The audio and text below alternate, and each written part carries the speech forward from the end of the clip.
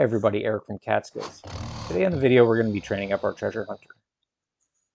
Treasure hunting in Ultima Online is the process where you decrypt an encrypted treasure map, go to the location marked on the map, using a shovel or pickaxe, you dig up the treasure, unlock the chest, disarm the trap on the chest, defeat the guardians, and then profit from the loot inside.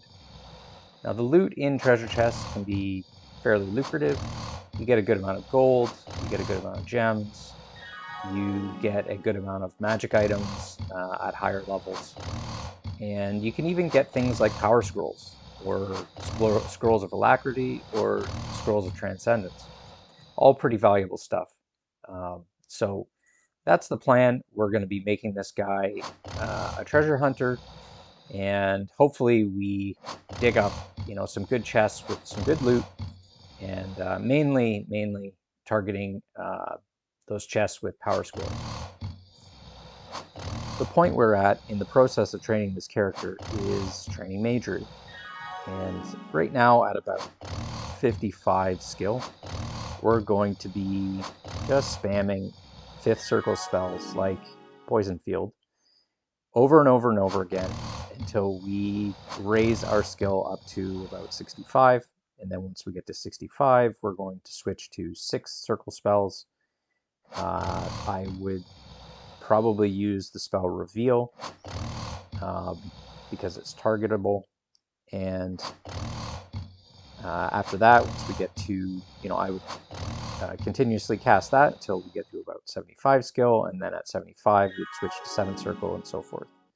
Once we get up to higher level spells, higher circle spells, the skill gains get, slower, fewer, and the mana cost of the spells to cast get higher, which means we're going to run out of mana a lot more, which slows our progress. So at some point, I would say probably around the 80 skill range, we are going to head into a dungeon, Dungeon Despise in Trammel, and use a power gaming technique with the Seleni mobs inside the dungeon, which cast Discord on you. And once we get to that point, I'll show you that process. But for now, we're just going to sit here and spam Poison Field until I get that skill up to 65.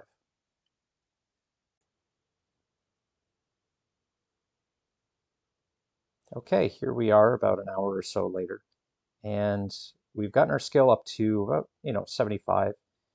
We did what we said we would do, and we just spammed 5th level 5th circle spells until about 65, and then 6th circle spells until about 75.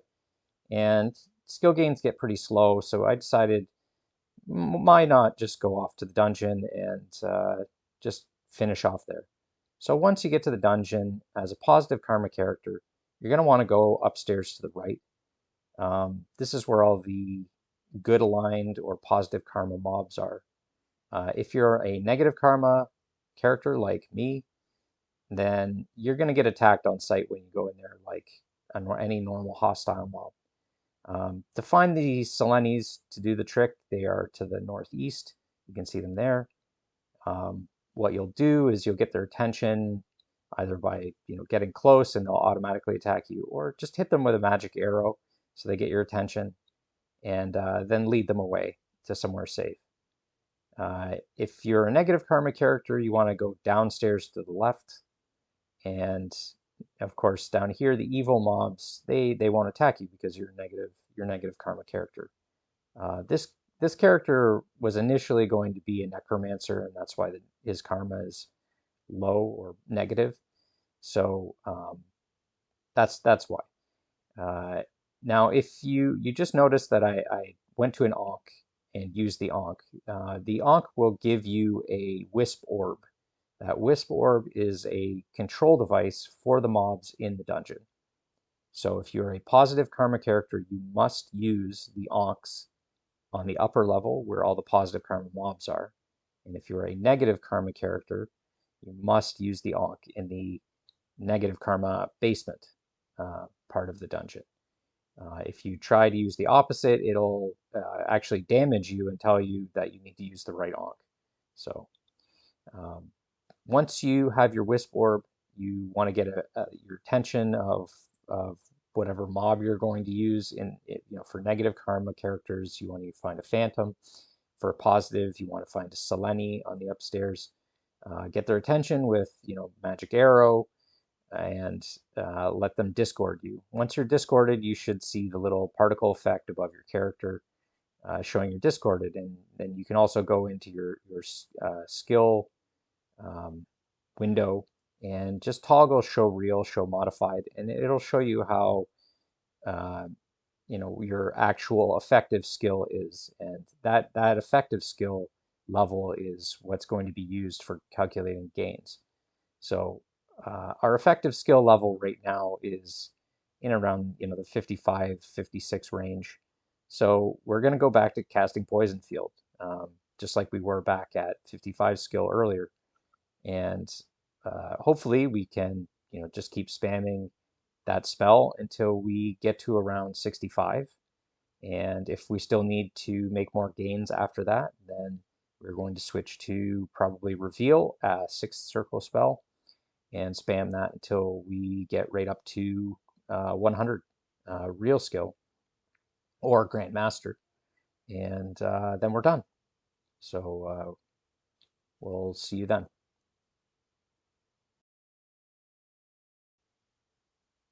Okay, during the break, went and got a bite to eat and watched some videos. Alt tab in and out just to keep an eye on progress and make sure that we don't get busted for unattended macroing when we're at our computer. I decided that during that time we should probably get this character's intelligence maxed out. We need mana, we're a mage character, so I went ahead and did that, but I didn't record any of it, I didn't see any value, so we're at about 96-ish real skill, and when we come back, we'll be Grandmaster.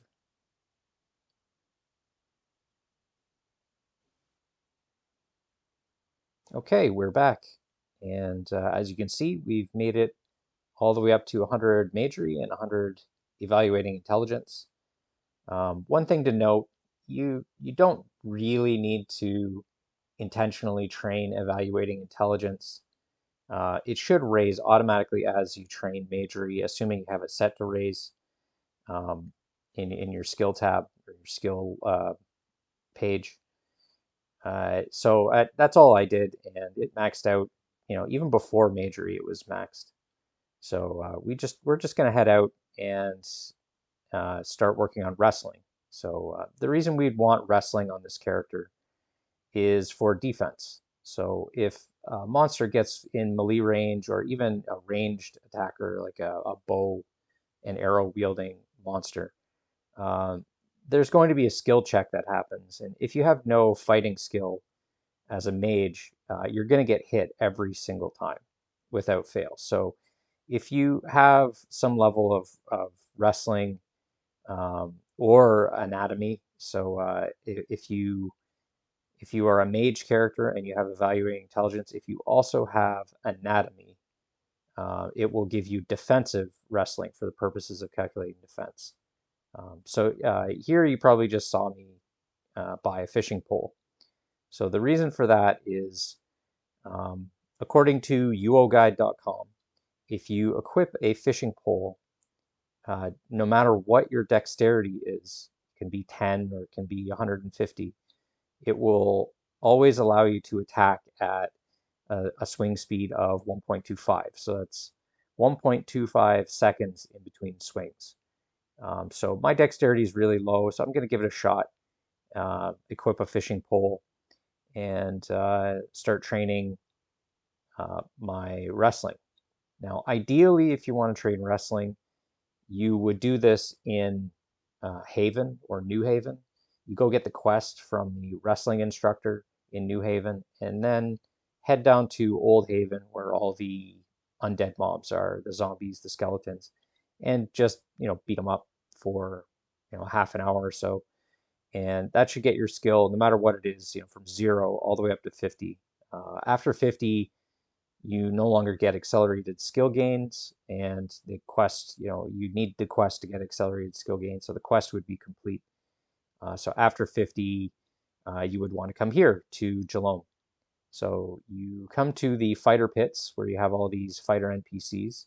You want to find one that has no weapon. So I believe the shield bearing ones, some of them have, one-handed melee weapons. Some of them have no weapon.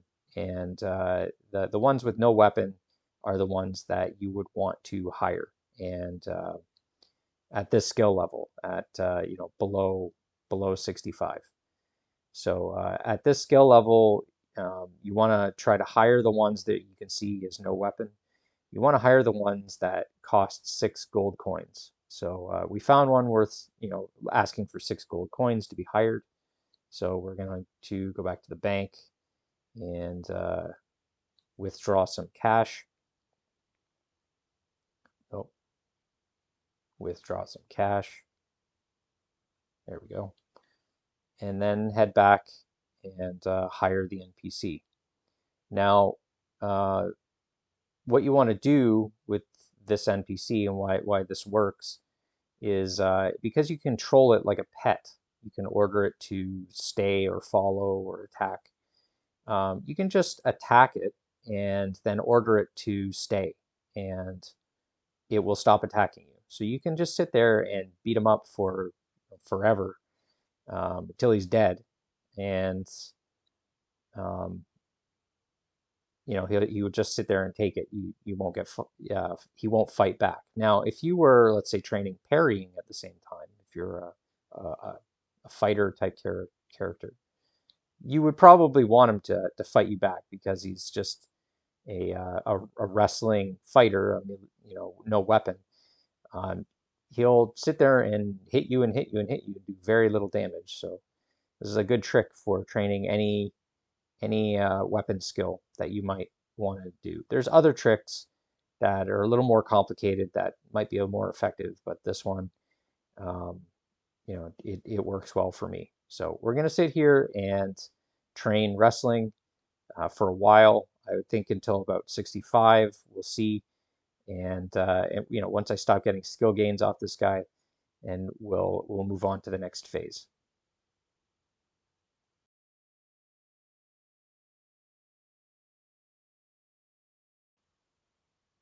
So here we are. We're about 60 skill. And I found that at around 60 skill, the skill gains off of the 6 gold Jolom fighter was missing. There was very few skill gains. So I decided to try one of the 8 gold Jolom fighters, and I found that I didn't get any skill gains off of that either. So I suspect that's because the 8 gold fighter has too high a skill and the 6 gold fighter has too low of a skill.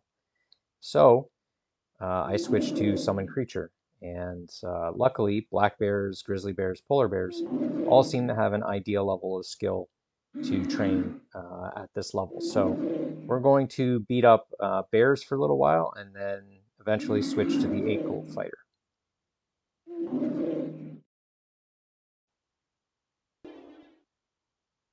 All right, now we're back in Haven, Old Haven specifically. I'm just southeast of the town of Old Haven, and I'm raising my resisting spells. So I had some points left over in fishing that we're not going to get used, at least not for a long time.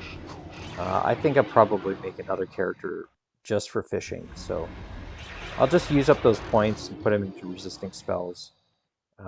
We got our wrestling up to 80 points, and it's just for defense, so I'm fine with that. It'll raise naturally on its own, and if we run across any scrolls of transcendence, I can just use the scrolls on it to raise it further. There's no sense in burning hours and hours and hours just to raise wrestling to GM. But for now, we're going to finish off our resisting spells. To get to just below 70 points. And then after that, we're going to head off treasure hunting. But that, I believe, is going to be for our next video. So thanks everybody for watching, and catch you on the next one. Bye bye.